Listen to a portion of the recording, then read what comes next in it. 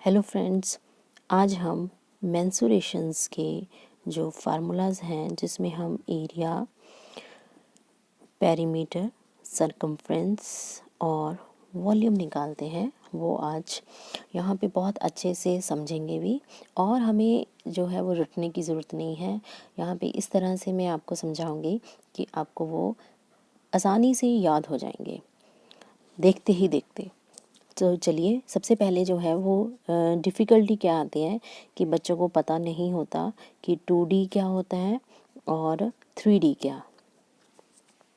2D का मतलब होता है 2 डायमेंशंस। 2 डायमेंशंस में हमारे पास लेंथ होती है, ब्रेड्थ होती है, और 3D इसमें लेंथ, ब्रेड्थ, हाइट। ठीक है, तो इसका मतलब क्या हो गया कि 3D में 3 डायमेंशंस, 2D में 2 डायमेंशंस। और इसमें अगर हम शेप की बात करें तो हमारे पास जो शेप्स हैं वो आती है स्क्वायर, रेक्टेंगल,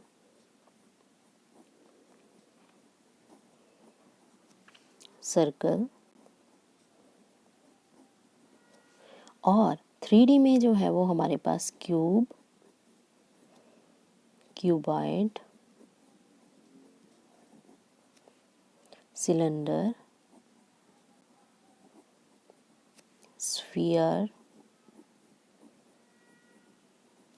कोन।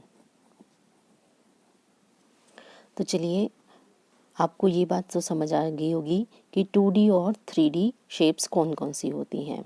और भी शेप्स होती हैं, फ़िलहाल हम इन्हीं शेप्स की बात करेंगे। तो चलिए, अब हम पहले डिस्कस करते हैं कि स्क्वायर की जो शेप होती है उसकी चारों साइड्स जो हैं वो आपके पास इक्वल होती हैं।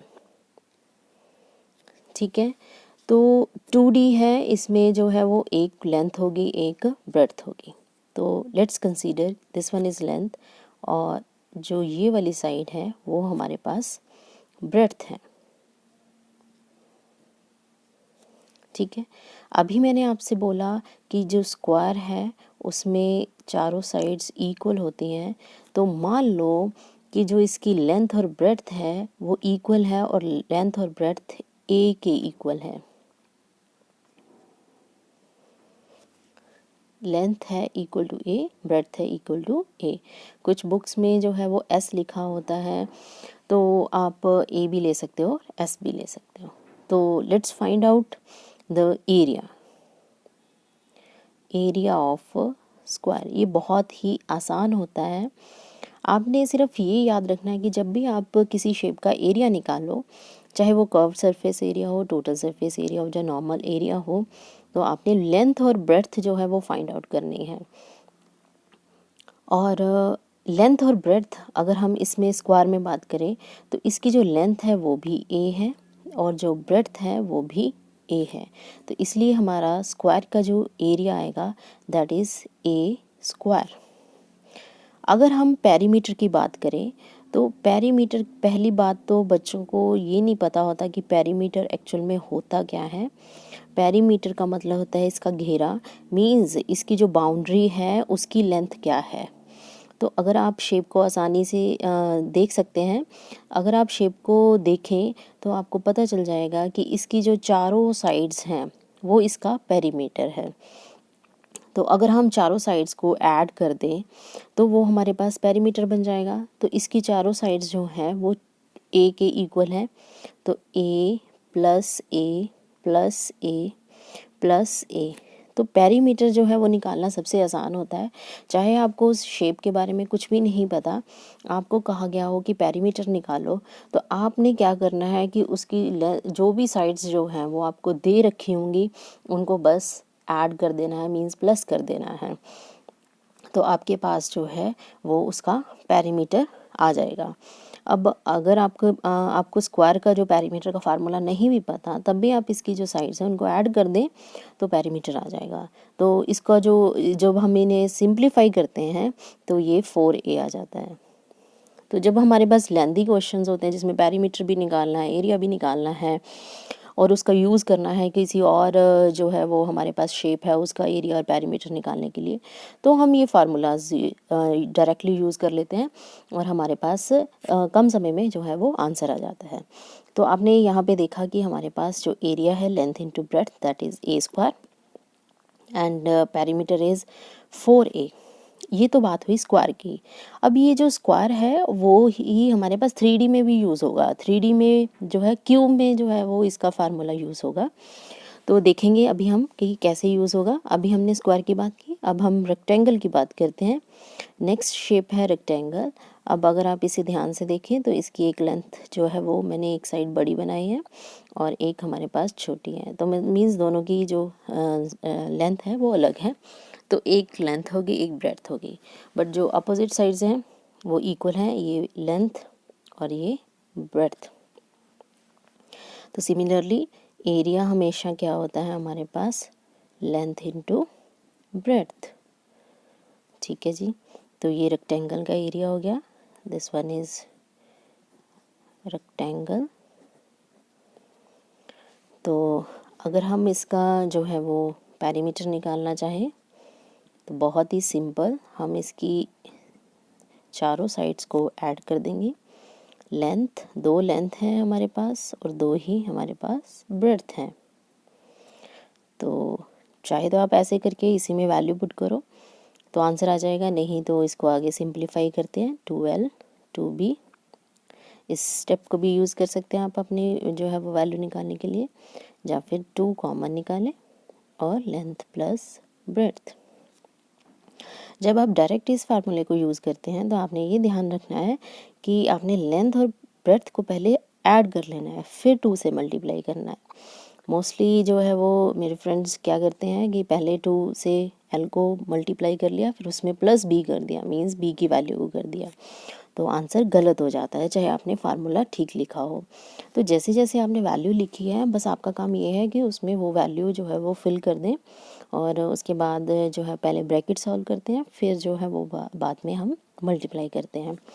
ठीक है जी, तो ये दो शेप्स की बात हुई, स्क्वायर एंड रेक्टेंगल। अब हम थर्ड शेप है वो है हमारे पास सर्कल। तो मैं आपको ये भी बता दूं कि जो रेक्टेंगल है वो हमारी क्यूबाइड 3D शेप जो क्यूबाइड है उसमें यूज़ होगी। अब चलिए अब हम बात करते हैं सर्कल की। ठीक है, तो ये हमारे पास शेप है सर्कल की। इसमें जो है वो हमारे पास रेडियस होता है और जो एंगल है वो हमारे पास यहाँ पे 2 पाई होता है।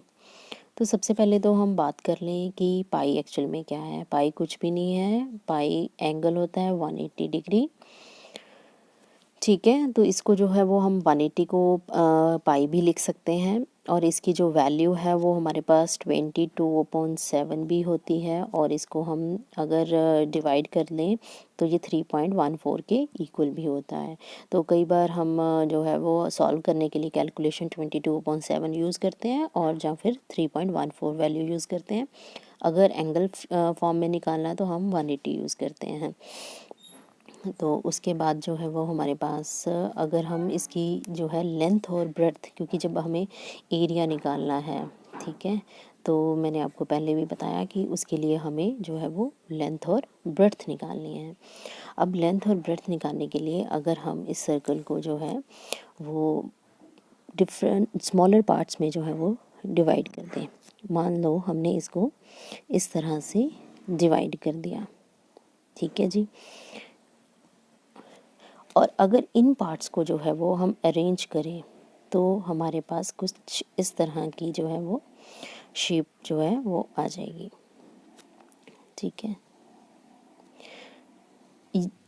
इसको जब हम बहुत छोटे छोटे पार्ट्स में डिवाइड करते हैं तो ये एक तरह का हमारे पास रेक्टेंगुलर जो है वो रेक्टेंगल शेप बन जाती है। तो रेक्टेंगल शेप में जो हमारे पास ये वाला रेडियस है r, वो इसकी ये वाली जो है वो ब्रेड्थ बन जाता है, और जो हमारे पास लेंथ है इसकी, ठीक है, ये हमारे पास ब्रेड्थ आ गई, और जो लेंथ है वो इसका जो सर्कमफ्रेंस, इसका जो घेरा है, ठीक है, उसका जो है वो आधा होता है, मीन्स 2 पाई r हाफ, उसका आधा। तो सिंपल सी बात है, जब हमने एरिया का फार्मूला लिखना है तो लेंथ इंटू ब्रेड्थ। तो लेंथ है यहाँ पे हमारे पास पाई आर मल्टीप्लाई ब्रेड्थ है हमारे पास आर। तो देखिए कितने आसान तरीके से जो है वो हमारे पास पाई आर स्क्वायर सर्कल का एरिया आ गया। तो इस तरह से जो है वो हमारे पास इसका फार्मूला जो है वो डिराइव हो जाता है और हमें इजीली जो है वो समझ में आ जाता है कि कैसे जो है वो ये फार्मूला बना। सिर्फ एरिया जो है वो लेंथ इंटू ब्रेड्थ होता है। तो लेंथ हमारे पास जो है वो पाई आर और ब्रेड्थ जो है वो हमारे पास आर। अब अगर मैं आपको समझाऊं कि जो ये 2 पाई आर है ये भी लॉजिकली ही है, क्योंकि जो इसकी लेंथ होती है वो इसका जो सरकमफ्रेंस है उसका हाफ होता है। मींस अगर हम देखें तो ये वाली जो है ये वाली लेंथ जो है वो इसका हाफ सर्कल को जो है वो कवर करेगी। ठीक है, तो इसलिए हमारे पास एरिया आ गया पाई आर स्क्वायर। तो अगर हम इसके जो है वो सरकमफ्रेंस की बात करें, पहले बात करते हैं। जो पाई होता है वो होता है हमारे पास circumference over diameter. Circumference over diameter. जब भी हम पाई की जो है वो वैल्यू निकालते हैं, एंगल निकालते हैं, तो वो हमेशा इस रेशो में आता है। मीन्स जितना इसका सरकमफ्रेंस है, घेरा है, उसको डायमीटर से डिवाइड करते हैं तो पाई की वैल्यू आती है। तो यहाँ से हमें पाई तो पता है, डायमीटर की वैल्यू होती है हमारे पास सरकमफ्रेंस ओवर डायमीटर होता है 2r, तो रेडियस का डबल। तो अगर हम दिस इम्प्लाइज, ये हमें क्या बताता है कि जो सरकमफ्रेंस है वो क्या आ गया हमारे पास 2, इसको यहाँ मल्टीप्लाई कर दें 2 पाई आर। तो देखिए हमारे पास कितने आसान तरीके से ये भी आ चुका है। सरकमफ्रेंस एंड एरिया, एरिया होता है पाई आर स्क्वायर, सरकमफ्रेंस होता है 2 पाई आर। तो ये बात हुई हमारे पास सर्कल की कि कैसे, देखिए मैंने आपको तरीका भी बता दी कि कैसे जो है वो हम ड्राइव करते हैं। और याद करने का तरीका भी यही है कि इसका जो 2 है वो यहाँ पे पावर बन जाता है और पाई आर तो हमारे पास रहेगा ही रहेगा। और एरिया जब भी निकालना तो आपने ध्यान रखना है कि लेंथ इंटू ब्रेड्थ होता है। तो लेंथ जो है वो आपके पास जो है वो पाई आर है और ब्रेड्थ कितनी है आर, पाई आर स्क्वायर। ठीक है जी, तो ये बात होगी हमारे पास सर्कल की। अगर आपको मेरी ये वीडियो अच्छी लगी तो प्लीज़ मेरी इस वीडियो को लाइक कीजिए। नेक्स्ट वीडियो में हम 3D शेप्स के फार्मूलाज करेंगे, तो प्लीज़ उसको देखने के लिए आप मेरे चैनल को ज़रूर सब्सक्राइब कीजिए। Thanks for watching.